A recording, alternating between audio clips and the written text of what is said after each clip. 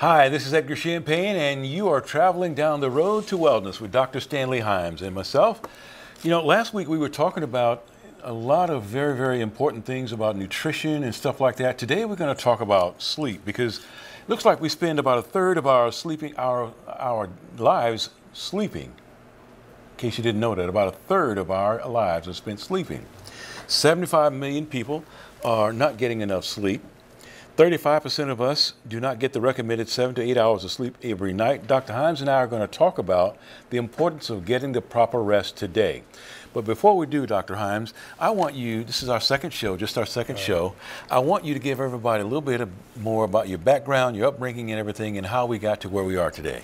Originally from Los Angeles, went to school at UCLA, UC San Francisco. Noticed that people were getting sicker as things were going on, and so I felt there was something else we could do besides traditional medicine as an addition to that to make people healthy. So I'm trained and board certified in anti-aging medicine and metabolic and nutrition, and using food and some basic things to get you healthy and well. So today we're going to talk about sleep. And there's some myths about sleep that people have. So one of those is most people think that adults only need 5 hours of sleep a night. That's one myth. Some people believe, a lot of people believe it's healthy to be able to fall asleep anywhere, anytime, and that's nothing can be further from the truth. Yeah. Your brain and your body can adapt to less sleep. Snoring, although annoying, is mostly harmless. Drinking alcohol before bed helps you fall asleep. So these are 5 myths that recently they had done a study at NYU about people and what they believe in sleep. So we're going to talk about the amount of sleep that people need. All right. Well, let's talk about the fact that people think they can get by with 5 hours of sleep. Let's start there. That's a good place to start. Okay, that's a good place to start. So let's start with too much sleep and too little sleep. So it can be deleterious to your health to have too much sleep. And that's like, say, if you go 9, 10 hours of sleep a night. You have increased rate of dying from heart disease by 49% and increased rate of stroke by 56%. Now, too little sleep is less than 7 hours. And we know that there are very many things that you need. So one of the slides that we're going to show is showing you from newborn to adulthood, how many hours of sleep you need. So as you can see that a newborn can sleep from 12 to 18 hours a day. And you go up to toddlers, 12 to 14. School-age children, 5 to 12, need 10 to 11 hours of sleep. Teenagers need 8.5 to 10. And what's remarkable about teenagers is that they need to fall asleep later and get up later, but unfortunately our schools start at the same time early in the morning, so you have a lot of teenagers that are falling asleep in class first thing in the morning because of that reason. So some of the things that can happen if you don't get enough sleep are your memory is impacted, your short and long-term memory, your thinking, your cognition, you cannot pay attention, your decision-making process is not good. Your mood, you can be moody, emotional, quick-tempered. You have a weakened immunity. People who don't get enough sleep tend to get more colds, get sicker. Risk for diabetes increases significantly. So your blood sugar levels are higher. And you tend to gain weight because when you don't sleep, the chemicals that signal your brain that you're full are all out of balance. Therefore, you eat more than you need. Well, now, is there any data or information out there that maybe got everybody on the thinking that they could make it 5 hours? How did that come about, do you think? Was it shift work, you think, in the steel mills during that time? I think it's because people have gotten to the point where they're not getting enough sleep and they're rationalizing that, well, I don't need that much anyway. So you could be going along and you'll break a fingernail or you'll sprain an ankle or something because you're not properly rested up and make easy steps toward your daily task. Well, even more, let's say you're driving to work. There have been studies to show that the fact that people are drowsy on the road causes 20% of the accidents on the road. So your attention is not as good. There are studies that have been done in Australia, for instance, where they took young college students and deprived them of sleep, for a period of time and then put them through a driving course and compared to the people that had a blood alcohol level of 0.06. And the people who are lacking in sleep did much worse than the people who were drunk. So reaction time is cut in half? Reaction time is cut in half. Decision making is cut in half. Also, some of the things that happen is that your risk of high blood pressure goes up significantly. You have increased heart disease, high blood pressure, and increased rate of stroke. So we're going to talk about in our daily lives what it takes to get sleep, sleep hygiene things, and things you can do to make sure you get enough sleep. But adults should get 7 to 10 hours of sleep. What's 7 to 9. 7 to 9. Well, what's this idea about, well, okay, on the weekends I'm going to sleep and try to catch up? Is that? Now, that's another myth, that you can catch up on the weekend for the sleep that you miss. It doesn't work that way. It doesn't work that way. No, you can't get it back. You can't get it back. Some of the other myths are that people believe that taking a nap in the afternoon will fix the fact that they're not sleeping well at night. Remembering your dreams is a good sign of sleep. That's not true. Watching TV in bed helps you to relax so you can go to sleep. And that it doesn't matter what time of day that you go to sleep. So all of these are myths, and we're going to talk about that. We're going to talk about those, okay. Right. Well, but you're saying that between 7 and 9 hours of sleep for adults, and it's okay for a little kid to sleep maybe as much as 12 to 16 hours a day. Right. And you'll notice that in preschool, kids have nap time. So kids need a nap. Now, we'll talk about adults, but certainly kids in preschool need a nap. By the time they start kindergarten and first grade, they don't need a nap. Their amount of sleep that they need is shorter. Okay. All right, we're talking with Dr. Stanley Himes about the importance of sleep on the road to wellness. It's a very, very important topic that a lot of us really think we know what we're doing, and when you listen to the facts and the data that the doctor is presenting, you'll find out you really are on the road to an unhealthy life. So we'll come back in just a little bit with more on the road to wellness with Dr. Stanley Himes and yours truly, Edgar Champagne. When we come back, we'll debunk two or three more myths for you on CTV Beam. Thank you for joining us.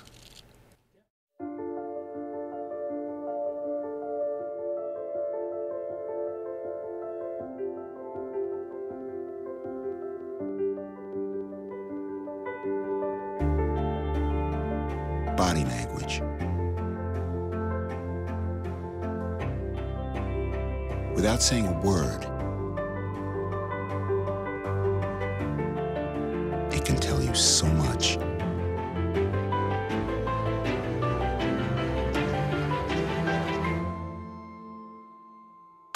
Like someone is having a stroke. Know the sudden signs. Learn fast. F, face drooping. A, arm weakness. S, speech difficulty. T, time. Time to call 911 immediately. The sooner they get to the hospital, the sooner they'll get treatment. And that can make a remarkable difference in their recovery. Learn the body language, the sudden signs, and spot a stroke fast. Welcome back to The Road to Wellness on CTV Beam with Dr. Stanley Himes and yours truly, Edgar Champagne. 75 million Americans are not getting enough rest. Adults should be getting between 7 and 9 hours of sleep every night to get the proper daily amount of rest to have a really good functioning day. Dr. Himes, we want to talk about stages of sleep right now, from point A to point B, when you actually fall asleep until the time you wake up. What are those stages? So there's about 4 stages plus REM sleep. So say that's 5 stages. Okay. You have the first stage, which is very light, and then you go to stage 2, 3, and 4, and then to REM sleep. REM stands for rapid eye movement sleep. And we think that's the time that you are dreaming. They've seen brain waves and people's eyes move, and that is the most restorative time of sleep. This is when your body is repairing itself, and the more REM sleep you get, the better. Now, each cycle takes about 60 to 90 minutes. So you go 1, 2, 3, 4 into REM, and then you get lighter, and you go back to stage 1, very light. And at that time, you're very easily arousable. Then you go back into 2, 3, and 4 deep, and then into REM. When you're in REM sleep, it's very hard to arouse you. As the night goes on, the amount of REM sleep you get gets longer and longer and longer. So that's why it's really important that you get that 7 to 9 hours of sleep, because the longer you sleep, the more REM sleep you get over time. That's when the body's repairing itself. That's when the body's repairing itself. That's when all of your memory and everything that you've learned during the day is being put into your memory. Mm-hmm. And that's why if you don't get enough sleep, your short and long-term memory will be affected.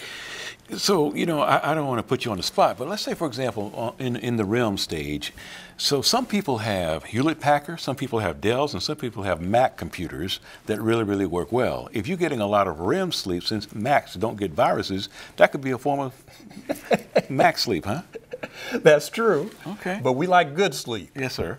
You know, we'll talk about later about quantity, the amount of time you sleep, quality, and the fact that you need to be relaxed before you go to sleep. Okay. So as you can see on the slide there, we have the stages of REM sleep that you can see. Mm-hmm. But there's another slide where we're going to talk about circadian rhythm. Okay. Now, circadian rhythm is the internal body clock, which is actually 24 hours. So it just happens that the Earth revolves around within a 24-hour period between night and day. Mm-hmm. We are meant to sleep at night, okay? We are not meant to sleep during the day. So our rhythm of our bodies is set up so that when it gets dark and it's time to sleep, we go to sleep. This can be disrupted by someone working shift work where they're working at night and having to sleep during the day. That's not good for your health. Okay. If you go through time changes, more than one time zone. So let's say you go to the West Coast from here and you go 3 hours difference. That's called jet lag. That has a real difficult time of you getting into that new time zone because your body has to adjust, and changes in your sleep routine. So from this chart, we can see during the day, any 24-hour day, there's an urge to sleep, which is very high at night. When you go to sleep, you wake up in the morning, say 6, 7 in the morning, and then very interesting enough, there's a strong urge to nap at around 2 or 3 o'clock, which I tell most people that they need to resist that. And then as time goes on, as it gets to be 8, 9 o'clock, the urge to sleep goes up, and the sleep need goes up until the point where you go to sleep. So we're going to talk about things that we do that's a problem that keep us from getting enough rest. When you say resist the urge to take that nap, we should walk around, exercise, just do anything you can to not go to sleep. Yes, because what happens is if you take anything longer than, say, 20 minutes, what it's going to do is it's going to shift everything further down the line. So whereas you would have gone to sleep at 10 o'clock, now, since you've taken an hour nap, you're not going to feel sleepy at 10 o'clock. You're going to have to go to sleep at 11 or 11:30 or 12. Then if you have to get up to work at 6 or 7, then you've shortened the amount of time that you're in REM sleep and all of that. So that's very unhealthy. I see. Okay. We're talking about the stages of sleep with Dr. Stanley Himes on CTV Beam. You're on the road to wellness. Let's go back to the REM sleep for a moment, and we'll talk about the circadian rhythm as well. But in these stages of sleep, when you say that we are repairing ourselves, you were mentioning 1, 2, and 3. Talk about that other part. The other steps to get to REM. Yeah. They're numbered stages, and they see different areas in your brain waves that you have. And the repairing goes on in the brain and in the rest of the body. So sleep is very restorative. And you have to remember that as far as your thinking, cognition, and all that, if you don't get enough sleep, you will not think well, you will not make good decisions. So you'll notice that in wartime, when they had prisoners, to do mind control, they would deprive people of sleep. Because when you're deprived of sleep, you cannot make good decisions. People can make suggestions and change, Yeah. So it's incredible how much power lack of sleep has and how much power for health sleep has. So when we're talking about circadian rhythms, one of the things that happens when it's time for you to go to bed, there's a hormone called melatonin. This is secreted by the pineal gland in the brain. And melatonin, we call it the sleep hormone. I see.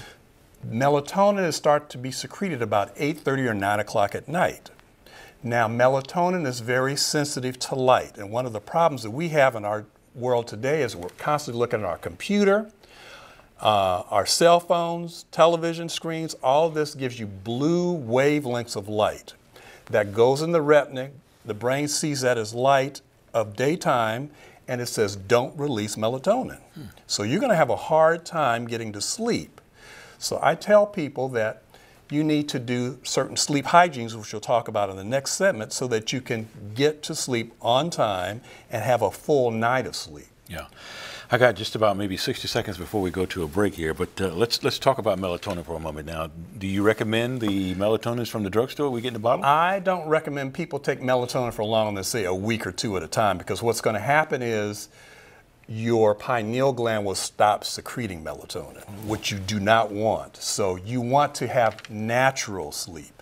So if you are going somewhere and you're jet lagged, you can take it for a brief amount of time. That's fine. Yeah. But we're going to talk about natural things you can do so that you get to sleep on time and get enough sleep. Good.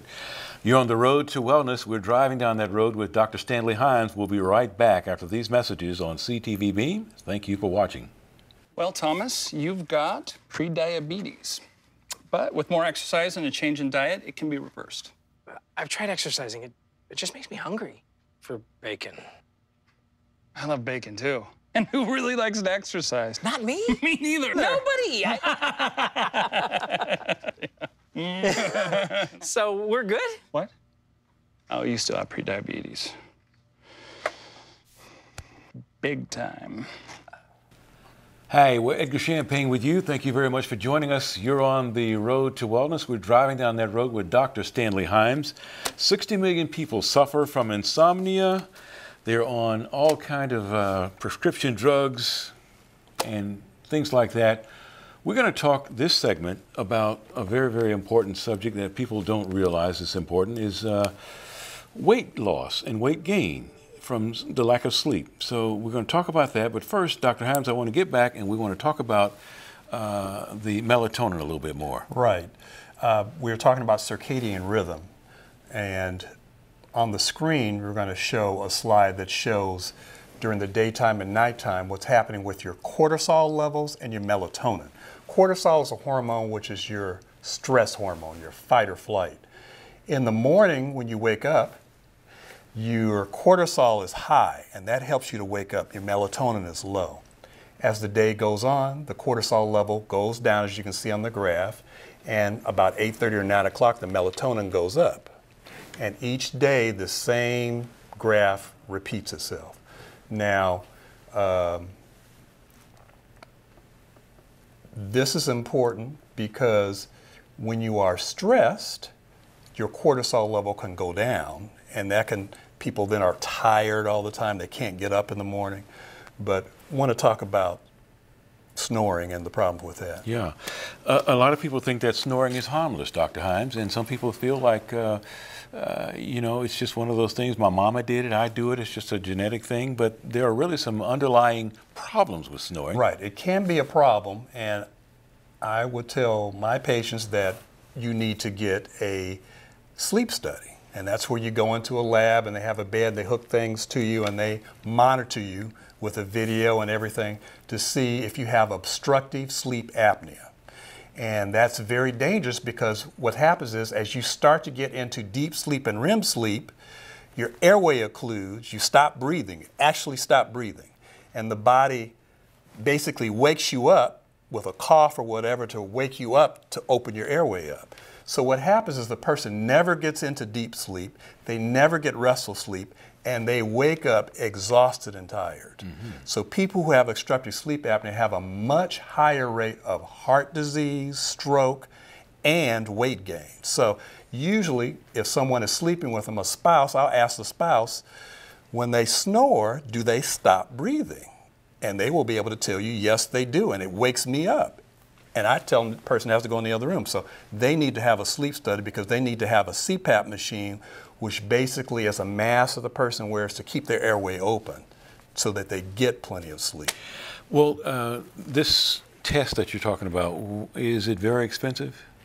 Can Can be, but it's covered by insurance. Usually insurance covers that because they understand that risk that the person needs to be tested. You know, the lack of sleep can increase the chances of developing diabetes. Is that correct? That's correct. So if a person's got diabetes, a lot of people who have diabetes may be on the disabled thing, not able to work, may not have insurance. What could possibly be a solution or a step toward correcting the snoring? They're going to have a sleep study and they have to have a CPAP machine. Now, if they don't have insurance from work, they can see if they qualify for Medicaid or Medicare Medicaid. Oh, is it covered there?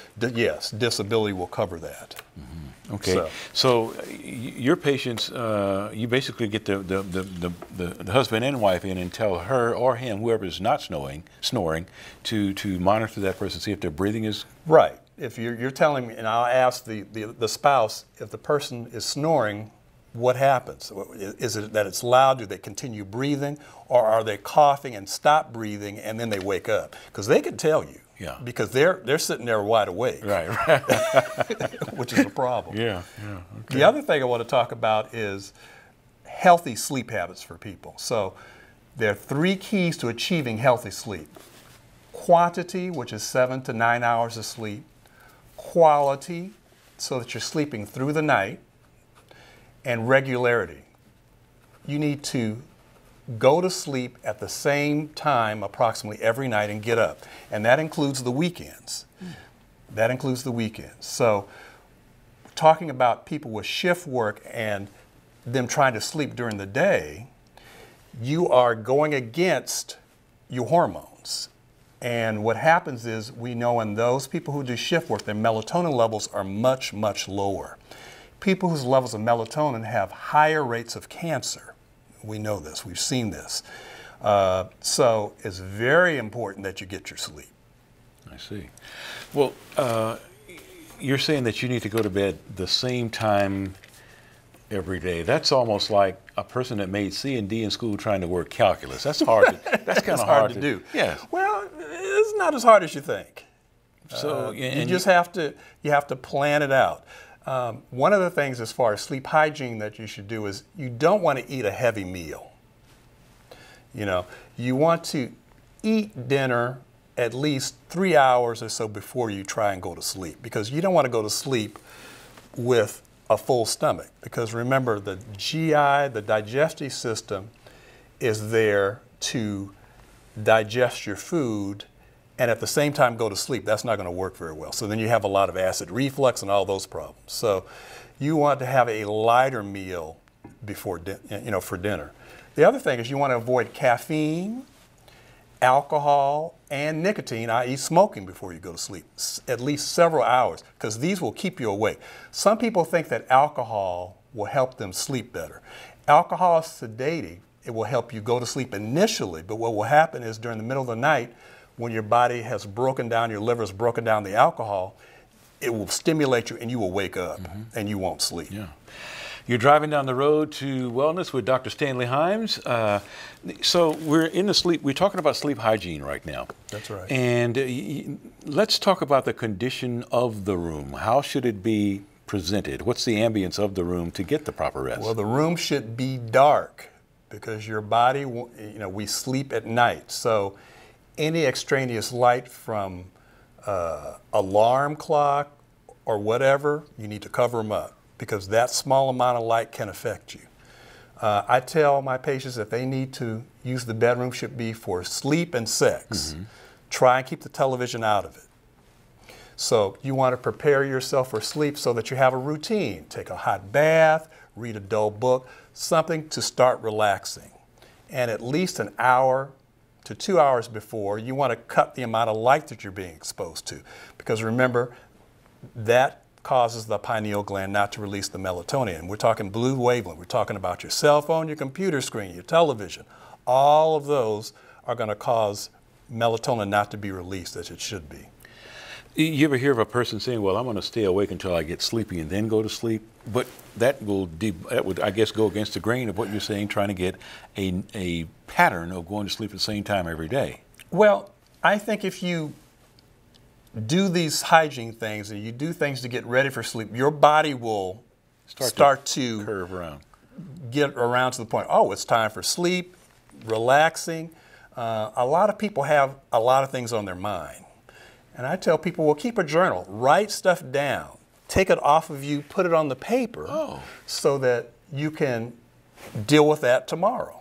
I see. So that it's not in your head, it's on the paper, let it go. So that when you get into the REM stage, it's a little easier for your body to not handle knocking out so many problems. Right, you know, so that you're not going to sleep. You want to limit your fluid before you go to sleep. So otherwise, you know, just think about you getting up in the middle of the night going to the bathroom, which you don't want to try and do. Yes, sir. So you want to, the other thing that's really important is during the daytime, you want to be exposed to light. You want your retina to have light to reset everything to tell you that it's daytime and you will sleep better. You want to exercise during the day, preferably in the morning. You don't want to exercise just before you go to bed because exercise increases your cortisol. And cortisol is what wakes us up and will keep you awake at night. And we need to have the melatonin released so we can go to sleep. Correct. Yeah, okay. Yeah, that's right. To get into that REM. I'm very excited about that REM. I got to talk to you a little bit more about that. You're driving down the road to wellness with Dr. Stanley Himes, CTV Beams. We'll be right back after this. Thank you for tuning in. It takes less than 1 minute to find out if you may have prediabetes. You can do it here. But you probably won't. You're busy. Kids, work, show coming back in 48 seconds. So let's do this now. Hold up one finger if you're a man, women, 0. 3 more fingers if you're over 60, 2 over 50, 1 over 40. If you're not sure, keep in mind you're sitting on a couch right now, so 1 more finger if you're not very active. 1 finger if yes, 0 if no. 1 yes, 0 no. Next, find the body type that looks most like you and hold up that many fingers while I look around awkwardly. And that's it. If you're holding up 5 fingers or more, you probably have prediabetes.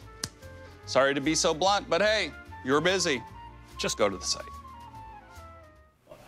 Welcome back to the Road to Wellness. We're driving down the road with Dr. Stanley Himes. My name is Edgar Champagne. Dr. Himes, 60 million people suffering from insomnia. A third of our life we spend sleeping.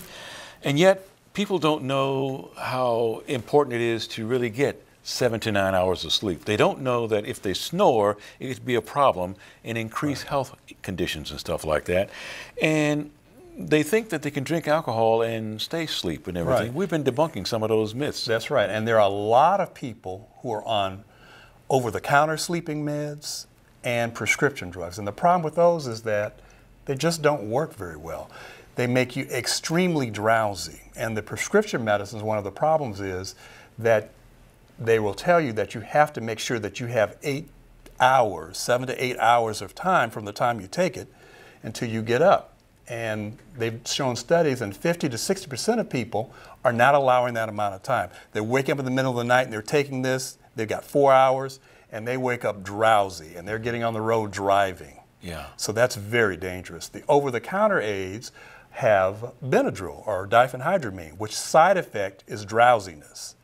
But the sleep you get from it is not good, and you're going to wake up feeling drowsy, kind of hungover. Wow. Which is not a good feeling. All right. Dr. Stanley Himes is on with the Road to Wellness, and he's going to take us there. Coming up next week, we're going to talk about the importance of water and all the benefits of really, really hydrating your body. That's right. Water is so important. I want people to think of water as a nutrient, as a food. And most of us are dehydrated. And that has deleterious health effects. So we're going to talk about that. And so these are some basic things you can do to make sure that you're well hydrated, and it will make you healthier. All about water. All about water. We drink some pretty good water here with Callaway. That is the best. That's the best? That's the best. All right, ladies and gentlemen, you are on CTV Beam with our brand new show, On the Road to Wellness with Dr. Stanley Himes. My name is Edgar Champagne. We'll see you next week. Thank you for tuning in.